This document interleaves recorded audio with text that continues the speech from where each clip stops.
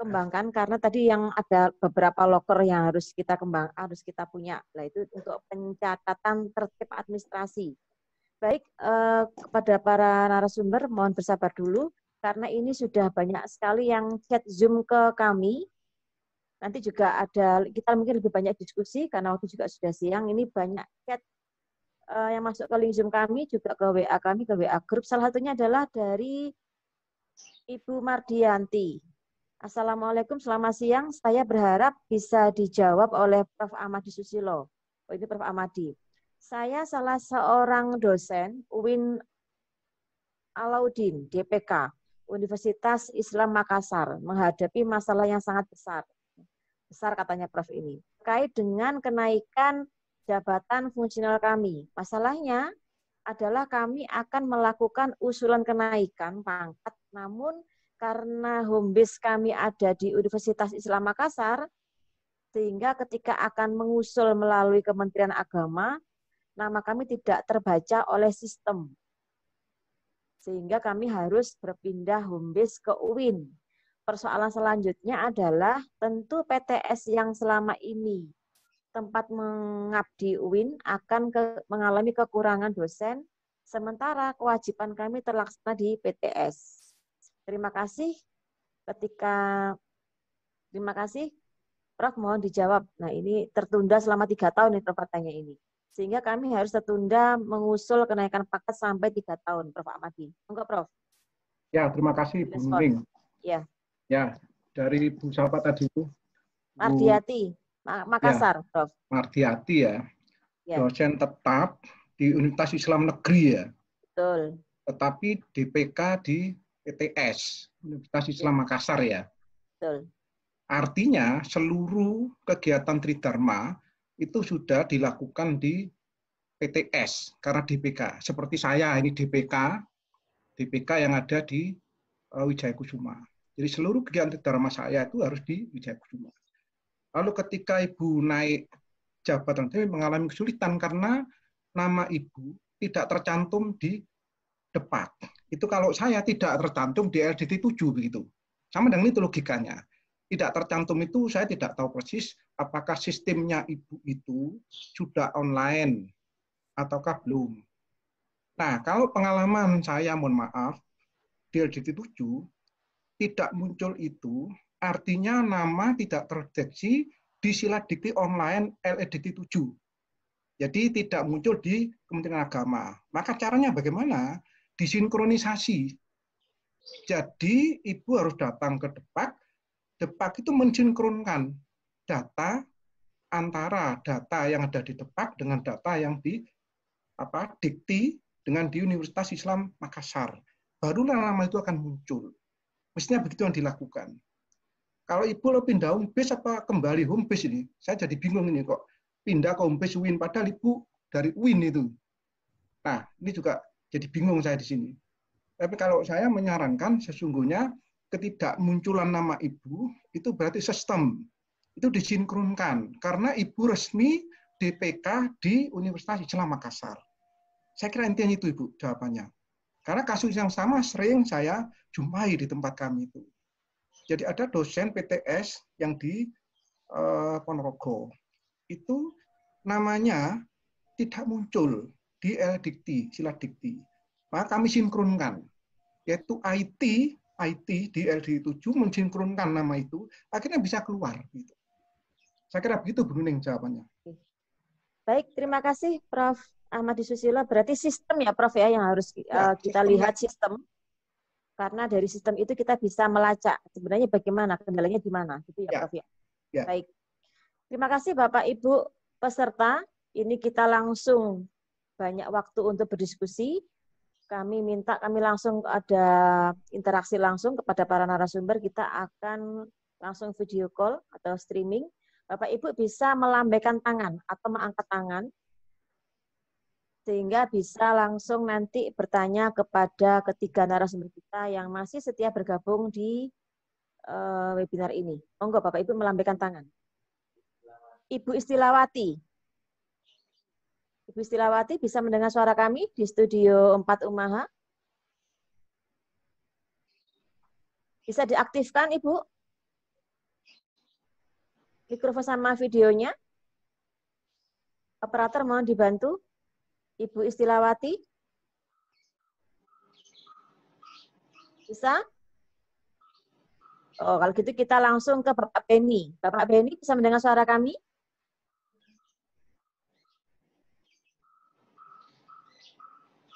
Selamat. Ya. Videonya mau diaktifkan, Pak. Videonya, Bapak. Ya.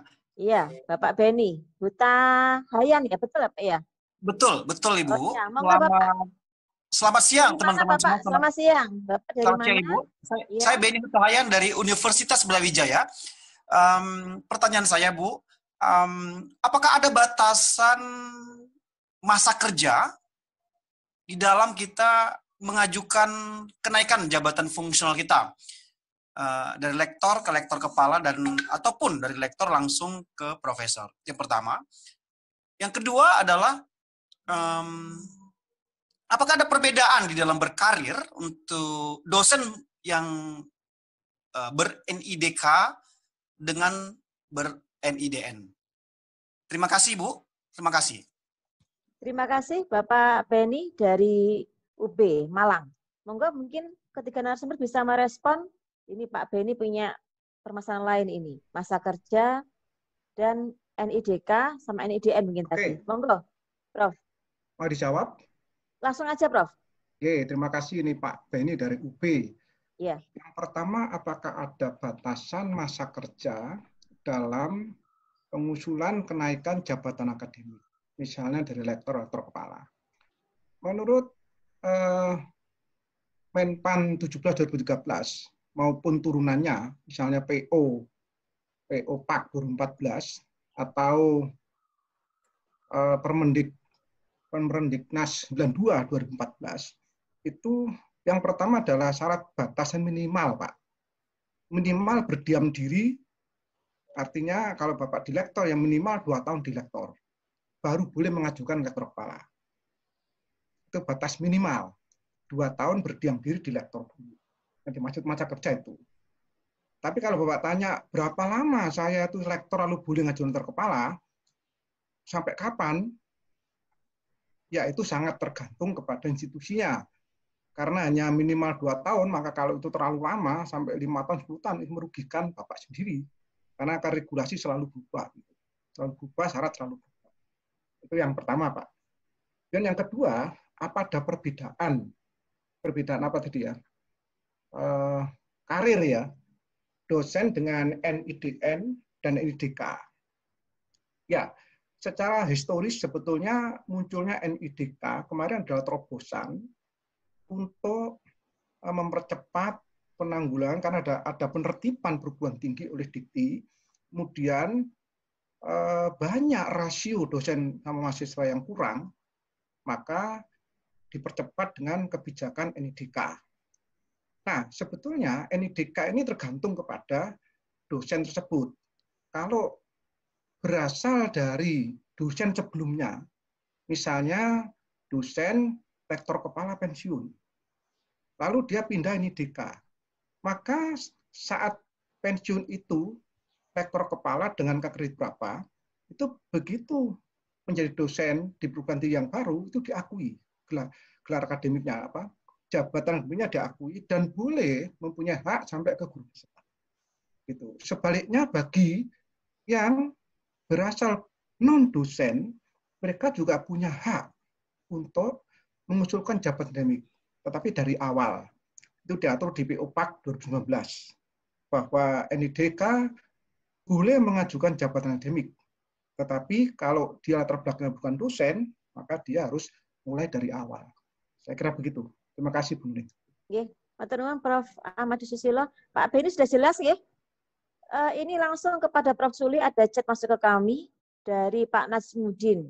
Izin tanya Prof. Suli, kalau posisi sekarang saya ini 4A, lebih baik naik per jenjang ke 4B dan seterusnya, atau dikumpulkan dulu ke 4D atau guru besar. Monggo Prof. Suli direspon. Terima kasih moderator. Jadi kalau posisinya 4A tadi juga sudah disinggung oleh Prof. Ahmadi bahwa banyak yang tidak memanfaatkan kenaikan pada jabatan yang sama. Padahal itu persyaratannya lebih ringan. Sehingga jawaban dari pertanyaan Pak Nasmuddin, yang pertama ya, pilihan yang baik dari 4A ke 4C. Atau kalau memang persyaratan khususnya sudah dimiliki, 4A langsung ke 4D, guru besar. Tetapi kalau dari 4A ke 4B, saya rasa itu bukan pilihan yang baik. Sehingga lebih baik dari 4A langsung ke 4D sekalian, jika syarat khususnya sudah bisa dicapai, atau dalam capaian target sasaran jabatan fungsionalnya itu sudah bisa ya, atau dari 4A ke 4C. Karena saya rasa intensitas di dalam mereview untuk ke guru besar itu jauh lebih intensif daripada yang dari 4A ke 4C. Jadi semacam itu. Jadi dari pertanyaan itu ada dua alternatif yang baik, bisa dari 4A langsung ke 4D jika syarat khususnya sudah bisa terpenuhi, atau dari 4A ke 4C dulu. Jadi nanti kurangnya tinggal sedikit. Kalau tinggal sedikit untuk membuatkan karya ilmiah yang berkualitas baik kan relatif lebih ringan daripada membuat karya ilmiah yang banyak dan kualitasnya baik. Tapi kalau pilihan dari 4A ke 4B, saya rasa lebih baik langsung ke 3C atau ke 3D sekaligus. Saya rasa itu, moderator, waktu kami kembalikan. Baik, terima kasih Prof. Suli. Berarti secara khusus ya Prof ya? Ya. Kalau memang sudah terpenuhi langsung ke 4D. Baik, masih banyak waktu, kami akan lihat kembali berbincang dengan para narasumber. Silahkan Bapak Ibu, para audien, mitra kami, untuk mengangkat tangan atau melambaikan tangan sehingga bisa kami bantu untuk menyambungkan kepada para narasumber.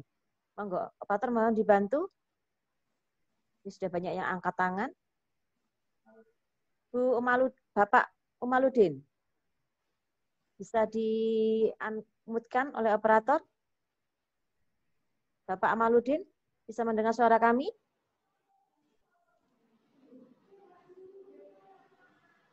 Halo? Halo. Selamat siang, Bapak. Iya. Bapak Selamat Umarudin. Iya, silakan Bapak. Monggo. Dari mana dan ditujukan kepada siapa, Pak? Ya, terima kasih atas kesempatan yang diberikan oleh saya. Sebelumnya saya dari Akademi Farmasi Surabaya. Iya, pertanyaannya itu ditujukan kepada semua prof, bisa ke Prof. Ahmadi juga bisa. Halo. Iya, monggo Pak. Kami dengar dengan jelas, Pak. Silakan. Ya, yang pertama itu adalah di kampus saya itu ada dosen agama terkendala dalam ini sudah pengajuan AA asisten ahli, namun karena dosen agama tersebut sudah melengkapi semua berkas, namun pada saat di LLDT itu sangat lama proses pengajuan proses AA-nya, apakah karena dari beda departemen kayak ini kan kayak seperti Depak, padahal kampus kami itu berasal dari Kemeristek kayak gitu. Jadi menjadi kendala untuk AA itu yang pertama. Kemudian yang kedua itu jika saya kan sedang studi S3, sedang berlangsung ini, apakah bisa mengajukan ke level selanjutnya dari AA ke lektor kayak gitu. Karena dilihat dari kumnya itu sudah memenuhi syarat kayak gitu. Terima kasih sebelumnya atas waktunya. Bapak Umarudin di mana, Bapak? Dari Surabaya. Oh, dari Surabaya. Nggih. Mungkin bisa langsung ditanggapi oleh ketiga narasumber kita, Prof. Ahmadi, Prof. Sulian, dan Prof. Rusyono. Monggo. Saling sharing. Monggo, Prof. Ahmadi dulu. Monggo, Prof. Oke, terima kasih Bu Nuning. Pak Umar, ada dua pertanyaan Bapak. Yang pertama tentang dosen agama yang mengajukan jabatan ke asisten ahli lama, Pak ya. Iya. Tentu lama ini penyebabnya banyak. Apakah lama pada yang bersangkutan dalam mewujudkan karya ilmiahnya, ataukah lama prosesnya? Ini harus clear dulu, Bapak. Saya melihat kalau dosen tetap agama tapi di Akpar itu justru itu akan menyulitkan yang bersangkutan. Saya melihatnya dari sana. Karena tidak perlu Akbar itu memiliki dosen tetap yang latar belakangnya ilmu agama. Cukup mengambil dari tetangga-tangga yang lain PTS di sini sebagai dosen LB, Bapak. Agar supaya karir beliau tidak terhambat nantinya. Kalau sekarang ke AA mungkin tidak terlalu sulit. Nanti begitu ke lektor kepala ke atas itu kesulitan. Karena apa? Bidang ilmu agama di farmasi berarti itu semua tulisannya farmasi, agama untuk ilmu farmasi. Itu sangat terbatas sekali. Oke, jadi lambatnya di mana dulu kita lihat dulu. Pada prinsipnya sebetulnya usulan jabatan akademik ke asisten ahli pengangkatan pertama itu cepat. Misalnya cepat. Itu tidak lebih dari 1 bulan atau 1,5 bulan sudah selesai. Karena apa? Karena sebetulnya karirnya tidak banyak. Paling banyak 2 karirnya sudah cukup. Dia hanya butuh 10 angka kredit. 10 angka kredit itu kalau untuk bidang penelitiannya hanya 25%, jadi hanya butuh 2,5 kum. Kalaupun dia menulis 10 karir ilmiah, itu tidak sulit mengoreksinya. Cukup yang menulis syarat itu dikoreksi di atas 2,5, yang lain itu kasih angka 1-1 aja. Jadi cepat sebetulnya itu. Oleh karena itu saya jadi bertanya-tanya juga, nggak cepatnya di mana gitu Pak ya. Satu itu. Kemudian yang kedua, Bapak sendiri studi S3 itu apakah bisa majukan ke lektor? Jadi begini, seorang dosen itu ingin mengajukan japa, tapi posisi studi lanjut, itu harus dilihat dulu statusnya. Apakah statusnya itu tugas belajar, apakah izin belajar? Kalau status Bapak tugas belajar, maka Bapak tidak boleh mengajukan japa, kecuali saat Bapak belum berangkat S3, katakanlah 1,5 tahun sebelum berangkat S3, sejak TMT asisten ahlinya, itu 1,5 tahun, itu lalu kumnya cukup untuk kolektor. Tapi masa kerja kurang 0,5 tahun. Bapak sekolah S3, maka 1 semester S3 boleh mengajukan japa dengan angka kredit sebelum Bapak studi tadi. Itu yang terjadi, implementasi aturan begitu. Yang pertama itu. Tapi kalau lebih dari itu tidak bisa, Bapak.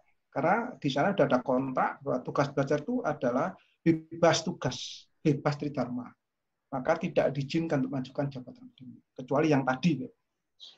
Kemudian yang kedua, jika status Bapak itu izin belajar, tidak ada masalah. Silakan sekarang pun mengajukan, boleh Bapak. Asal sudah lebih dari 2 tahun berdiam diri di asisten ahli. Saya kira begitu. Terima kasih, Bu Nuning. Oke, baik. Mungkin ada tambahan dari Prof. Sulianto, karena pengalaman ke GB kan masing-masing pribadi punya pengalaman yang berbeda. Saya rasa sudah terjawab. Cukup. Oke. Prof. Rusiono ada tambahan? Cukup, Ibu. Oke, baik. Kami akan memanggil kembali yang sudah angkat tangan di sini, Martin Pentung. Tolong operator untuk di Martin Pentung ya. Mohon operator bisa di-mute-kan Zoom-nya. Sudah terdengar Bapak? Bapak atau Ibu ini? Sebentar. Bapak. Ya, Martin, iya, Pentung. Ya, selamat Monggo, siang, Pak Bu. Martin. Monggo, selamat siang. Ya, Dari mana, Bapak? suara saya bisa terdengar ya, Bu? Terdengar jelas. Silakan. Ya, makasih. Yang Videonya, pasti, Pak. Videonya mana, Pak? Kita bisa langsung? Bu. Saya lagi dalam perjalanan dalam mobil jadi agak sedikit ini. Oh, monggo. Jadi Iya, Bapak monggo. Ya. Yang pertama, terima kasih para pemateri, para guru besar, profesor. Saya dari Martin, lengkapnya saya luruskan, Martin Penturi. Oh, Pak Martin Menturi, mohon maaf, Pak. Iya. Ya, dari Fak-Fak, Papua Barat. Papua. Wah, ya. Jauh juga ya, Pak. Monggo, Ya, monggo.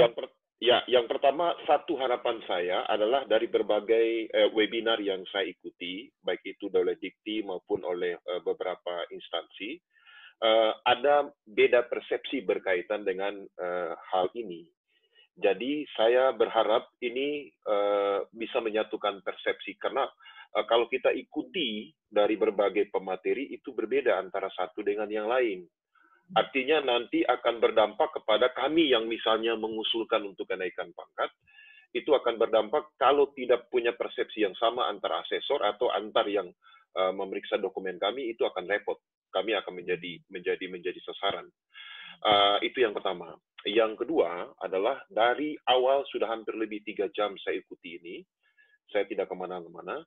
Nah, saya tidak mendapat informasi yang jelas tentang keterkaitan atau relevansi antara pengusulan jabatan fungsional dengan status dia sebagai dosen yang sudah tersertifikasi, yang dalam sertifikat itu dalam sertifikat itu disebut sebagai dosen profesional.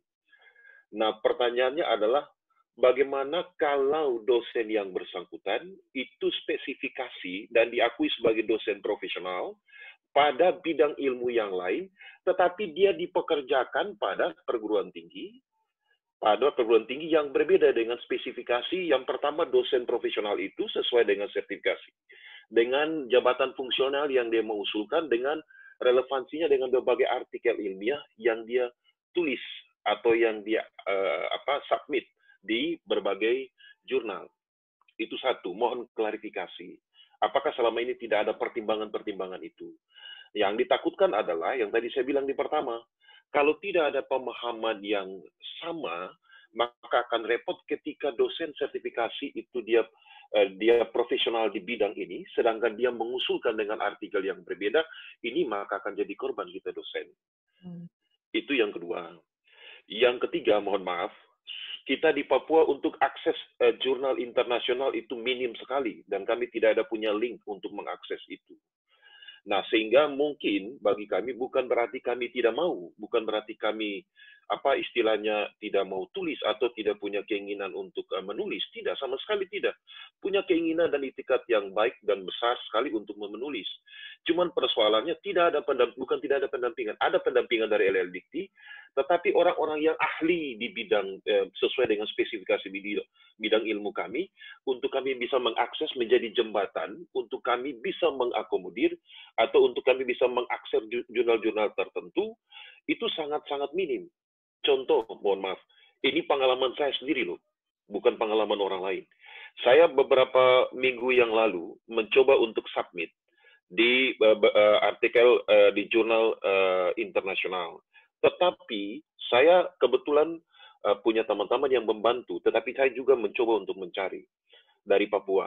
Nah, ada jurnal internasional 2 yang saya kasih masuk, itu ketika saya cek sama teman-teman dan saya cek pada link-link tertentu, ternyata itu adalah jurnal-jurnal yang jurnal internasional, tetapi publishernya itu ada yang abal-abal.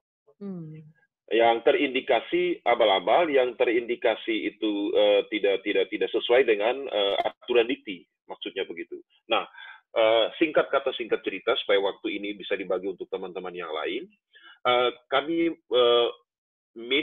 minim sekali informasi tentang link-link jurnal internasional yang memang betul diakui dikti, tetapi juga diakui atau bisa juga dipakai oleh asesor untuk bisa menilai. Untuk bisa menilai kita punya artikel. Nah, percuma kan kalau kita submit artikel diterima lalu dipublikasi ternyata tidak bisa digunakan untuk kenaikan pangkat selanjutnya. Jujur saja, saya sudah 3 tahun di lektor 300 dengan kumnya 300. Sudah 3 tahun. Nah, hal-hal inilah kendala-kendala kami seperti ini yang di Papua yang seringkali menghambat kami. Bukan kami tidak mau, tapi ini terhambat aksesnya. Yang pertama, akses bukan karena kepada jurnal, tetapi ya seringkali mungkin kita istilahnya terhambat jaringan yang seringkali trouble, sehingga kami tidak bisa mengakses yang lebih besar.